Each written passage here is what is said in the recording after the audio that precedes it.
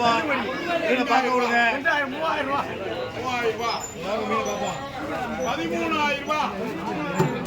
14000 ரூபாய் 15000 ரூபாய் 15000 ரூபாய் 16000 ரூபாய் 17000 ரூபாய்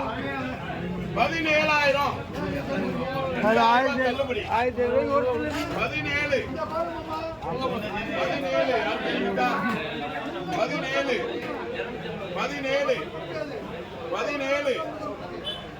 17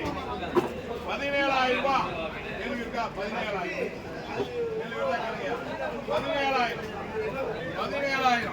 இல்லப்பா 17000 17000 17000 17000 ஆயா வைக்கல